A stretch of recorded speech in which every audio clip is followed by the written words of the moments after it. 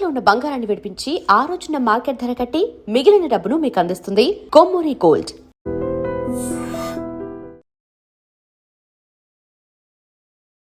శ్రీమన్ మహాగణాధిపతి నమః. సాయినాథ బ్రహ్మణ్య నమః. ప్రతి ఒక్కరికి భాను సప్తమి పర్వదిన శుభాకాంక్షలు. ఎందుకు శుభాకాంక్షలు తెలియజేస్తున్నాను అంటే, ప్రతి ఒక్కరి జీవితంలో గొప్ప జీవితాన్ని పొందాలి అన్న, సంపూర్ణమైన ఆరోగ్యాన్ని మనం పొందాలి అంటే సూర్య భగవంతుని యొక్క ఆశీస్సులు సంపూర్ణంగా ఉండాలి. అటువంటి సూర్య భగవంతునికి సంబంధించిన అతి ముఖ్యమైన రోజుల్లో ఆదివారం నాడు సప్తమి తిథి వచ్చినట్లయితే దాన్ని భాను సప్తమి అంటారు. ఎవరైతే ఈ యొక్క భాను సప్తమి తిథి నాడు సూర్య భగవంతుణ్ణి విశేషంగా వారి వారి అనుకూలతను బట్టి ఆరాధిస్తారో వారికి ఆ సూర్య భగవంతుని యొక్క ఆశీస్సులు సంపూర్ణంగా లభిస్తాయి. ఎవరి జాతకంలో అయితే ఏళ్ళనాడు శని గాని, సప్తమ శని గాని, అష్టమ శని గాని, అర్ధాష్టమ శని గాని, శనిగ్రహ బాధ పీడితులైన వాళ్ళు ఎవరైనా సరే ఈ యొక్క భాను సప్తమి తిథి నాడు ఆదిత్య హృదయ పారాయణతోటి లేదా ఓం నమో భాస్కరాయ నమః అనే మంత్రంతో గాని, లేదా సప్తాస్వరద మారూఢం ప్రచండం కశ్యపాత్మజం శ్వేతపద్మధరం దేవం తం సూర్యం ప్రణమామ్యహం అనే మంత్రంతో గాని, నవగ్రహ ప్రార్థనా శ్లోకాలలో జపా కుసుమ సంకాశం కాశ్యపేయం మహోదితం తమోరిం సర్వ పాపగ్నం ప్రణతోస్మి దివాకరం ఈ యొక్క శ్లోకంతో గాని, మీకు ఈ యొక్క మంత్రాలను ఉచ్చరించడానికి అనుకూలత లేకపోయినా లేదా పలకలేకపోయినా ఓం నమో భాస్కరాయ నమః అనే మంత్రంతో చదివిన స్వామివారి దివ్య అనుగ్రహాన్ని సంపూర్ణంగా పొందడానికి అవకాశం ఉంటుంది. ఎవరైతే ఈ యొక్క భాను సప్తమి తిథి నాడు ఆదిత్య హృదయ పారాయణ చేస్తూ స్వామివారికి నివేదనగా గోధుమ పాయసాన్ని నివేదన చేసి మనసులో ఉన్న సంకల్పాన్ని కనుక కోరుకున్నట్లయితే అతి శీఘ్రంగా సూర్య భగవంతుని యొక్క ఆశీస్సులతో వారి యొక్క కోరిక నెరవేరుతుంది.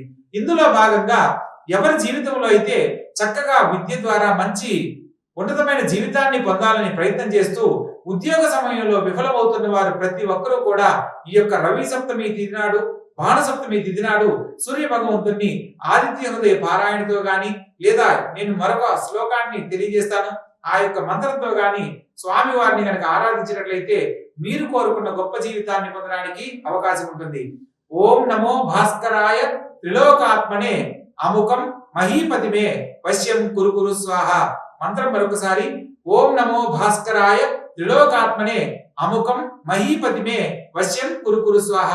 ఎవరైతే ఈ మంత్రాన్ని చదివే సందర్భంలో ఏ ఉద్యోగం కోసం ప్రయత్నం చేస్తున్నారో లేదా ఎవరైనా హెచ్ఆర్ ద్వారా మీరు సపోర్ట్ ద్వారా ఉద్యోగాన్ని పొందాలనుకుంటున్నారో ఈ మంత్రంలో అముకం అనే పదం చోట ఆ యొక్క వివరణ తెలియజేస్తూ, లేదా ఒక ఉదాహరణకు ఒక క్యాబ్ జెమినీలో ఉద్యోగం పొందాలనుకున్నారు అనుకోండి, క్యాబ్ జెమినీలో ఉద్యోగ ప్రాప్త్యర్థం అని మనసులో సంకల్పం చెప్పుకొని మహీపతిమే వశ్యం కురు స్వాహ అని ఈ యొక్క మంత్రాన్ని పూర్తి చేయాలి. అలా పూర్తి చేస్తూ మంత్రం చదివిన ప్రతి ఒక్కసారి కూడా దోచెటి నిండా నీటిని తీసుకుని సూర్య భగవంతుని చూస్తూ ఆ మంత్రాన్ని చెప్పి స్వామి వారికి సమర్పిస్తూ వదిలేయాలి. అలా మీరు నిలబడిన ప్రదేశంలో, ఎవరూ తొక్కని ప్రదేశంలో నిలబడి ఈ యొక్క విధానాన్ని అనుసరించవచ్చు. ప్రత్యేకంగా సూర్యారాధనకు మీరు విడి రోజుల్లో మీరు చేసినా చేయడానికి అనుకూలంగా ఉన్నా లేకపోయినా ప్రత్యేకంగా ఈ యొక్క భాను సప్తమి తిథి నాడు తెల్లవారుజామునే లేచి సూర్యోదయ కాలంలో, అంటే సూర్యుడు ప్రారంభ కాలం ఉషోదయ కిరణాలు పడే సమయం, అంటే మనం ఇలా చూసినప్పుడు స్వామివారికి అర్ఘ్యాన్ని వదిలేటప్పుడు ఆ అర్ఘ్యం వదిలే నీరు సూర్యుని మీద పడే విధంగా ఉండాలి. అలా చేసే నమస్కారం సూర్య నమస్కారం కిందకు వస్తుంది. సూర్యారాధన ఫలితం లభిస్తుంది. తద్వారా ఆ సమయంలో చేసిన దానికి విశేషమైన ఫలితాలు త్వరగా పొందడానికి అవకాశం ఉంటుంది.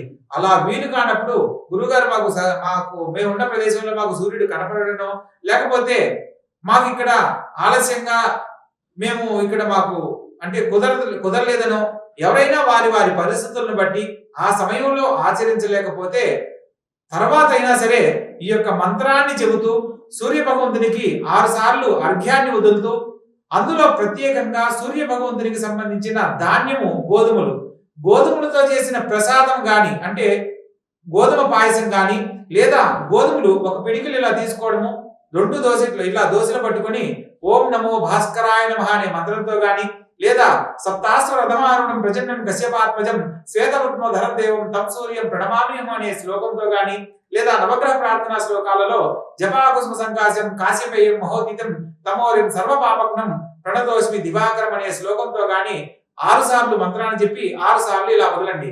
ఎవరి జాతకంలో అయితే శని బాధ పీడితులయ్యి ఏళ్నాడు శనితో బాధపడుతున్న, అర్ధాష్టమ శని, అష్టమ శని లేదా జన్మ శనితో బాధపడుతున్న వాళ్ళు 6 సార్లు సూర్య భగవంతునికి గోధుమలు వదిలిన తర్వాత ఒక రౌండ్ గా గాని స్క్వేర్ షేప్ లో ఉన్న బెల్లంను స్వామి వారికి నివేదన చేయాలి.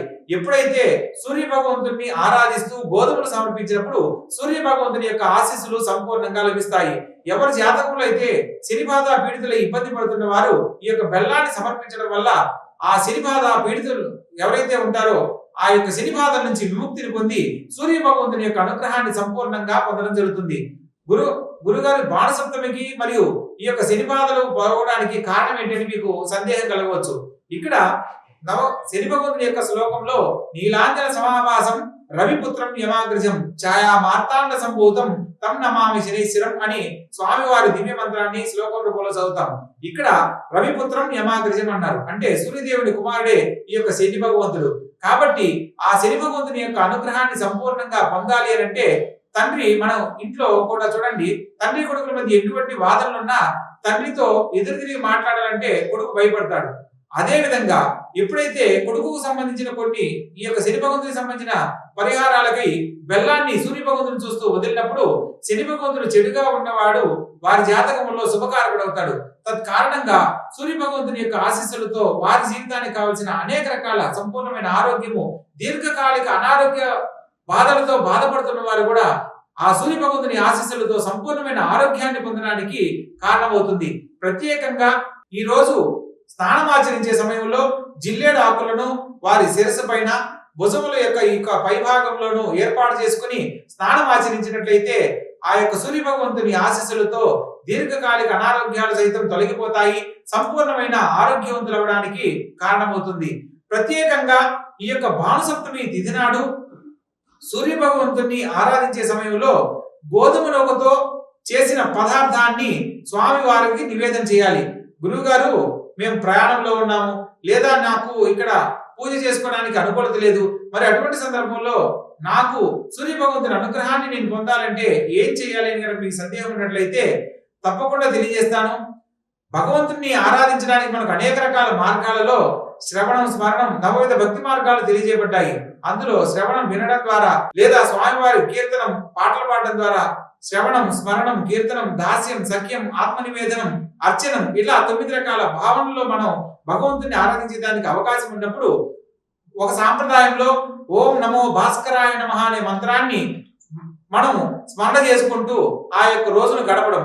మరొక సాంప్రదాయంలో ఆదిత్య హృదయ పారాయణ పఠించినా లేదా ఎక్కడైనా మనం వినినా కూడా ఆ యొక్క సూర్య భగవంతుని అనుగ్రహాన్ని సంపూర్ణంగా పొందడానికి అవకాశం ఉంటుంది. కాబట్టి భగవంతుడు మీకు ఇచ్చిన అవకాశాన్ని బట్టి వీలైనంత వరకు ఈ యొక్క ధూపదీప నైవేద్యాలతో స్వామివారిని ఆరాధించుకొని సంపూర్ణమైన ఫలితాలు పొందండి. అదేవిధంగా ఈ యొక్క నీళ్లను వదిలే సందర్భంలో ఎర్రటి పుష్పాలను కూడా స్వామివారికి సమర్పించినట్లయితే మీ యొక్క జీవితానికి సంబంధించి కుజుడు జాతకంలో దోషకారకుడై ఈ సకాలంలో వివాహాలు కాని వాళ్లకు వివాహ భాగ్యాన్ని పొందడానికి అవకాశం ఉంటుంది. దాంపత్య జీవితంలో సఖ్యత లేని వాళ్లకు దాంపత్య జీవితంలో అన్యోన్యత కారణంగా ఉన్నతమైన జీవితాన్ని దాంపత్య జీవితం ద్వారా పొందడానికి కూడా ఈ యొక్క సూర్య భగవంతుని యొక్క అనుగ్రహం సంపూర్ణంగా లభిస్తుంది. సూర్య భగవంతునికి మనం అర్ఘ్యం ఇవ్వడంలో చాలా మంది కొన్ని విషయాలు తెలియక, ఎలా ఇవ్వాలో తెలియక చేయలేకపోవడం, సూర్య నమస్కారం చేసుకొని మామూలుగా ఉంటారు. అలా కాకుండా ప్రత్యేకంగా ఇప్పుడు నేను చెప్పే విషయాలను గమనించి గనక ప్రతి ఒక్కరూ కూడా అర్ఘ్యం ఇవ్వడానికి కనుక ప్రయత్నం చేస్తే ఆ స్వామివారి అనుగ్రహం సంపూర్ణంగా లభిస్తుంది. ప్రత్యేకంగా మనము ఏదైనా ఒక అభిషేకం చేసినప్పుడు ఏం చేస్తాము, చేతిలోకి ఆ యొక్క ద్రవ్యాన్ని తీసుకొని ఈశ్వరారాధన చేస్తున్నాం. ఈశ్వరుడి మీద మనం ఇలా పోసేది, మనం ఈశ్వరుడిని చూస్తూ మనం ఇలా అభిషేకం చేసేటప్పుడు స్వామివారి మీద పోసే దారి మనకు కనబడుతూ ఉంటుంది. సూర్య నమస్కారంలో కూడా ఈ యొక్క విధానాన్ని మనం తెలుసుకొని వదలాలి.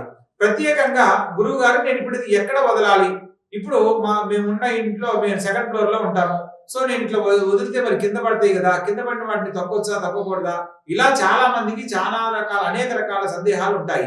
ఇక్కడ మనము మీరు పైన టెర్రస్ పైకి వెళ్ళినా సరే సూర్య భగవంతునికి సంబంధించి మనం చూస్తూ స్వామివారిని చూస్తూ వదిలేటప్పుడు ఆ సందర్భంలో నేల మీద పడిన వాటితో మనకు సంబంధం లేదు. కాకపోతే అవి మరలా ఎవరు తొక్కకుండా ఉండే ప్రదేశంగా చూసుకొని ఆ అర్ఘ్యాన్ని వదలడం ఎంతో శ్రేయోదాయకం. అదేవిధంగా స్వామివారికి ప్రీతికరమైన గోధుమలు వదిలేటప్పుడు మరలా ఒకవేళ మీకు అవకాశం లేదు, మీరు వదిలిన చోట మీకు ఈ యొక్క చెట్లు కానీ అటువంటి లేనప్పుడు ఇలా వదిలిన తర్వాత వాటిని ఏదైనా ఒక ఎవరు తొక్కని ప్రదేశంలోకి అన్ని తీసుకుపోయి అందులో వదిలేయడం కానీ, లేదా మీరు వదిలే ప్రదేశంలో ఎవరు తొక్కని ప్రదేశంగా చూసుకొని అక్కడ వదలడం కానీ చేయవాలి. ఇలా చేయడం వల్ల స్వామివారికి మీరు నేరుగా అర్ఘ్యాన్ని వదిలిన ఫలితాన్ని పొందడమే కాకుండా ఆ వదిలిన ఫలితంగా మీకు కలగవలసిన అనేక రకాల శుభాలు సూర్య భగవంతుని ఆశీస్సులతో సంపూర్ణంగా లభిస్తాయి. స్వామివారికి అర్ఘ్యాన్ని వదిలే సందర్భంలో తెల్ల ఆవాలు ఖచ్చితంగా ఏర్పాటు చేసుకోండి. ఎందుకంటే తెల్ల ఆవాలు సంపూర్ణమైన ఆరోగ్యాన్ని, కుటుంబానికి సంబంధించిన ఏ దోషాలున్నా కూడా తొలగిపోయే శక్తిని ఇచ్చేది తెల్ల ఆవాలు. తెల్ల ఆవాలను గనక ఆ యొక్క అర్ఘ్యానికి ఇచ్చే నీటిలో కలిపి స్వామివారికి గనక సమర్పించినట్లయితే మీ యొక్క జీవితంలో ఇప్పటి వరకు ఎదుర్కొన్న ఏ సమస్యలు కూడా రాబో తరానికి ఆదర్శప్రాయమై ఆ యొక్క మీరు చేసిన అర్ఘ్య ఫలితము మీ యొక్క భావి తరాలకు కూడా ఉన్నతమైన జీవితాన్ని అందిస్తుంది అనేది మనం తెలుసుకోవచ్చు. చాలా మంది జీవితాలలో ఎవరి వల్లనో ఏదో దోషం కలిగిందనో, లేకపోతే దృష్టి దోషాల వల్లనో, లేకపోతే కుటుంబంలో పెద్దవాళ్ళ ద్వారా కలిగిన దోషాల వల్ల అనుకున్న ఉన్నతిని పొందలేకపోతున్నామని బాధపడుతున్న ప్రతి ఒక్కరికి కూడా ఈ అర్ఘ్యం ఇచ్చే సందర్భంలో తెల్ల ఆవాలను కలిపి స్వామివారికి కనుక అర్ఘ్యంగా వదిలినట్లయితే సంపూర్ణమైన శుభ ఫలితాలు పొందుతారు. అదేవిధంగా సంపూర్ణమైన ఆరోగ్యాన్ని, పేరు ప్రతిష్టలు పొందాలి అంటే గోధుమలతోటి స్వామివారికి అర్ఘ్యాన్ని వదలాలి. శని బాధ సంబంధించిన దోషాలు తొలగిపోవాలి అంటే స్వామివారికి బెల్లంని సమర్పించి శని బాధ పీడితులు ఆ యొక్క సమస్య నుంచి బయటపడవచ్చు. ప్రత్యేకంగా కళ్యాణ సమస్యలు, కుటుంబ సమస్యలతో సతమతమవుతున్న వారు ఎర్రటి పుష్పాలను స్వామివారికి సమర్పించి సంపూర్ణమైన ఫలితాలు పొందవచ్చు. ప్రత్యేకంగా స్వామి మాకు ఈ యొక్క అర్ఘ్యాన్ని వదలడానికి మాకు అనుకూలంగా లేదు, మరి ఇంకేదైనా పరిహారం ఉంది అని అంటే ఎర్రటి టమోటా పైన ఎర్రని ఒత్తులతోటి స్వామివారికి దీపారాధన చేసి స్వామివారికి చూపిస్తూ ఓం నమో భాస్కరాయ నమః అని 6 సార్లు ధ్యానించి మనసులో ఉన్న కోరికను కనుక చెప్పుకున్నట్లయితే సమస్త గ్రహ దోషాలు, గృహ దోషాలు తొలగిపోయి సూర్య భగవంతుని ఆశీస్సులు సంపూర్ణంగా లభిస్తాయి. సూర్య భగవంతుని ఆరాధించే సందర్భంలో అర్ఘ్యం వదలడానికి ఎంతో ప్రాముఖ్యత ఉంది.